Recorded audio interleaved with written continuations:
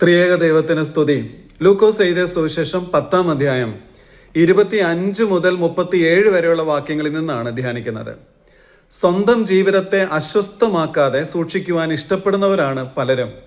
മറ്റുള്ളവരുടെ കാര്യത്തിൽ ഇടപെടുന്നത് പല പല നൂലാമാലകളിൽ ചെന്നുപെടുന്നതിന് തുല്യമാണെന്നും മാത്രമല്ല, അത് സമയനഷ്ടം, പണനഷ്ടം, അലച്ചിൽ, അധ്വാനം എന്നിവ വരുത്തി വെക്കും എന്ന് കരുതി മാറി നിൽക്കാം എന്ന് വിചാരിക്കുകയാണ് പതിവ് രീതി. എന്നാൽ അഭയാർത്ഥികളെയും പരദേശികളെയും സംരക്ഷിക്കാനും അവർക്ക് വേണ്ട പരിചരണം ചെയ്യുവാനും കഴിഞ്ഞാൽ നമ്മുടെ ജീവിതത്തിൻ്റെ ഭംഗി വർദ്ധിക്കും എന്ന് ഉറപ്പ് തരുന്ന വേദഭാഗമാണ് ഇത്. നിന്റെ ദൈവമായ കർത്താവിനെ നീ പൂർണ്ണ ഹൃദയത്തോടും പൂർണ്ണ ആത്മാവോടും പൂർണ്ണ ശക്തിയോടും പൂർണ്ണ മനസ്സോടും കൂടെ സ്നേഹിക്കണം എന്നും കൂട്ടുകാരനെ നിന്നെപ്പോലെ തന്നെ സ്നേഹിക്കണമെന്നും തന്നെ എന്ന് ഉത്തരം പറഞ്ഞു. വാക്യം 27 അപകടത്തിൽപ്പെട്ട നേരത്തും സഹായത്തിന് വരാത്ത സ്നേഹ സംസ്കാരത്തെ വരികൾക്കിടയിൽ നിന്നും വായിച്ചെടുക്കാൻ പറ്റുന്നുണ്ട്.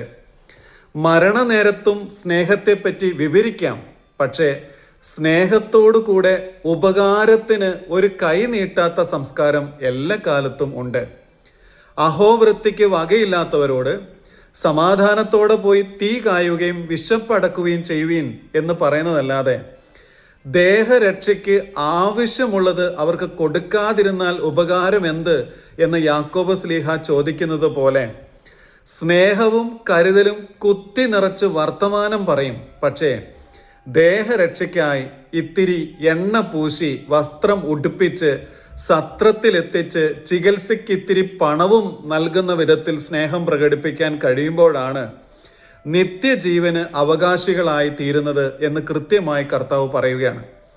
ലാസർ പടിപ്പുരയ്ക്കൽ കിടപ്പുണ്ട്, പക്ഷേ വിശപ്പടക്കാൻ അപ്പക്കഷണങ്ങൾ നൽകണമെന്നോ വ്രണം ബാധിച്ച് നരകിച്ച് മരണത്തോട് മുഖാമുഖം നിൽക്കുന്ന ആ മനുഷ്യന് വേണ്ട പരിചരണം ചെയ്യേണ്ടതുണ്ട് എന്നോ വിചാരിക്കാതെ പരദേശിയുടെ കാര്യത്തിൽ ഇടപെടേണ്ടതില്ല എന്ന് കരുതി കടമകൾക്ക് മുമ്പിൽ കണ്ണും പൂട്ടി നടന്നു പോകുമ്പോൾ പിന്നെ സ്വർഗം പ്രവർത്തിക്കും, ദൈവദൂതനെ അയക്കും. യാതനകളുടെ പടിപ്പുരയ്ക്കിൽ നിന്നും അബ്രഹാം പിതാവിൻ്റെ മടിയിലേക്ക് ഒരു സ്ഥലം മാറ്റം തന്നെ നൽകുന്ന വിധത്തിൽ ദൈവം തമ്പുരാൻ ഇടപെടും. നമ്മുടെ നിയോഗത്തെ മറക്കരുത്. ദൈവദൂതൻ്റെ വേഷത്തിൽ സ്നേഹപ്രവർത്തികളുടെ ആൾരൂപങ്ങളായി നമ്മൾ ഓരോരുത്തർക്കും മാറാൻ ഇടയാകട്ടെ എന്ന് പ്രാർത്ഥിക്കുകയാണ്. ഒരു ശമരിയക്കാരനോ വഴി പോകയിൽ അവൻ്റെ അടുക്കലെത്തി അവനെ കണ്ടിട്ട് മനസ്സലിഞ്ഞ് അരികെ ചെന്നു. എണ്ണയും വീഞ്ഞും പകർന്നു അവൻ്റെ മുറിവുകളെ കെട്ടി അവനെ തൻ്റെ വാഹനത്തിൽ കയറ്റി വഴി അമ്പലത്തിലേക്ക് കൊണ്ടുപോയി രക്ഷ ചെയ്തു. അത് വാക്യം 33-34. സ്വന്തം ജീവനെ പോലെ തന്നെ മറ്റുള്ളവരുടെയും ജീവനെ കണക്കാക്കി തൻ്റെ ഇടപെടൽ കൊണ്ടൊരു വിസ്മയം തീർക്കുന്ന ഒരു മനുഷ്യനെ ഈ വാക്യത്തിൽ ധ്യാനിക്കുകയാണ്. സ്വന്തം ജീവനെ പരിരക്ഷിക്കുന്നത് പോലെ തന്നെ മറ്റുള്ളവരുടെയും ജീവനെ പരിരക്ഷിക്കേണ്ടത് ഉണ്ട് എന്ന് തിരിച്ചറിയുന്നതാണ് ഒരു മനുഷ്യായുസിൻ്റെ ഏറ്റവും വലിയ സാധ്യത. അർദ്ധപ്രാണനായി വഴിയിൽ കിടക്കുന്നവൻ്റെ വേദന കാണാതെ നടന്നു പോകുന്നവരുടെ എണ്ണമാണ് ഈ ഒരു ചെറിയ ഉപമയിൽ പോലും കൂടുതലുള്ളത്. എന്നാലോ മറ്റൊരാളുടെ വേദന എൻ്റെ പ്രശ്നമേ അല്ല എന്ന മട്ടിൽ ചിലർക്ക് നടന്നു പോകാൻ കഴിയില്ല. അവനെ അവഗണിക്കുവാൻ അനവധി കാരണങ്ങൾ അയാൾക്കുമുണ്ടെങ്കിലും വാഹനത്തിൽ നിന്നും ഇറങ്ങി മുറിവുകളിൽ എണ്ണയും വീഞ്ഞും പൂശി വാഹനത്തിൽ കയറ്റി വഴി അമ്പലത്തിൽ കൊണ്ടുപോയി രക്ഷ ചെയ്യാനുള്ള ആ മനസ്സിൻ്റെ വലിപ്പം അപാരം തന്നെ. ശൗൽ രാജാവിൻ്റെ മകനാണ് യോനാഥാൻ എന്ന് വെച്ചാൽ ശൗലിൻ്റെ കാലശേഷം രാജാവാകേണ്ടവൻ.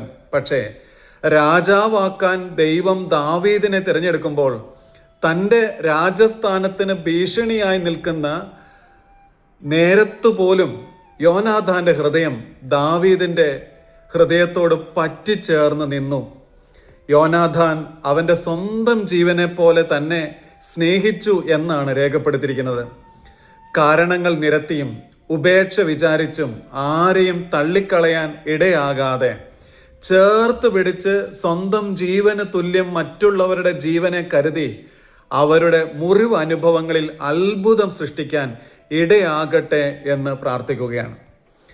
പിറ്റന്നാൾ അവൻ പുറപ്പെടുമ്പോൾ 2 വെള്ളിക്കാശ് എടുത്ത് വഴിയമ്പലക്കാരന് കൊടുത്തു. ഇവനെ രക്ഷ ചെയ്യണം.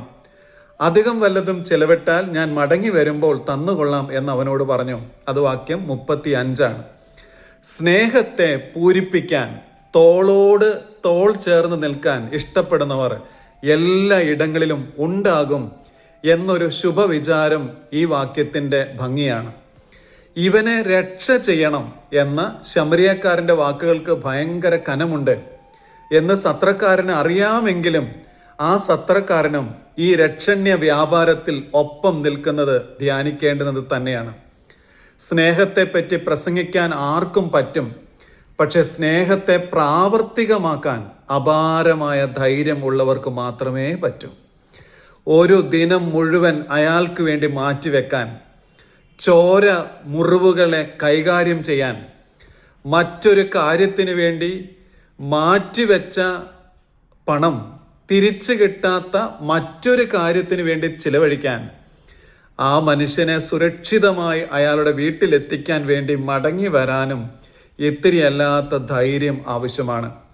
ശമരിയക്കാരൻ്റെ മനസ്സിനോട് ചേർന്ന് നിൽക്കുന്ന ആ സത്രക്കാരനും ഹൃദ്യമായ മാതൃക തന്നെയാണ്. അവന് വേണ്ട രക്ഷ ചെയ്യാൻ അത്ര എളുപ്പമല്ല.